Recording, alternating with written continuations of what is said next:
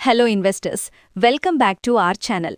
ఈరోజు మనం stock market న్యూస్లో తరచుగా వినిపించే 3 భారీ పదాల గురించి సింపుల్గా తెలుసుకుందాం. అవే మర్జర్స్, అక్విజిషన్స్ మరియు డీమర్జర్స్.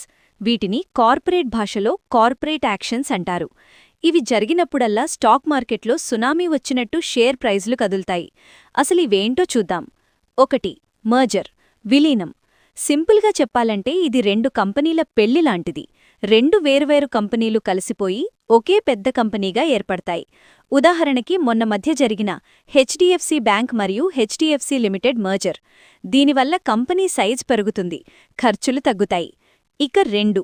అక్విజిషన్, కొనుగోలు. ఇది పెద్ద చేప చిన్న చేపని తినడం లాంటిది. ఒక పెద్ద కంపెనీ వేరే కంపెనీని డబ్బులిచ్చి పూర్తిగా కొనేస్తుంది. ఉదాహరణకి టాటా గ్రూప్ మన ఎయిర్ ఇండియాని కొనుగోలు చేయడం.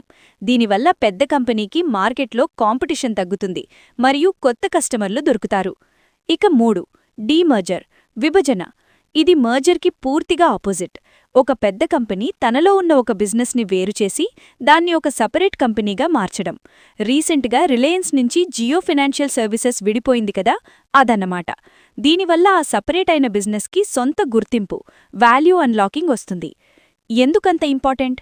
కంపెనీలు ఈ పనులు చేసేది ముఖ్యంగా సినర్జీ కోసం. అంటే 1+1=2 కాదు, 1+1=11 అవ్వాలన్నమాట.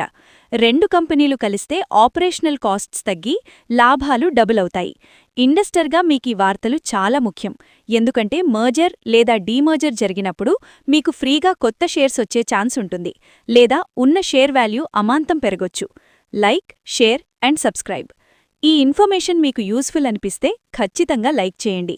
స్టాక్ మార్కెట్ నేర్చుకుంటున్న మీ ఫ్రెండ్స్కి షేర్ చేయండి.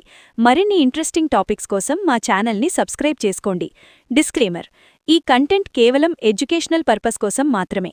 స్టాక్ మార్కెట్ పెట్టుబడులు రిస్క్తో కూడుకున్నవి. ఏదైనా నిర్ణయం తీసుకునే ముందు మీ ఫినాన్షియల్ అడ్వైజర్ని సంప్రదించండి.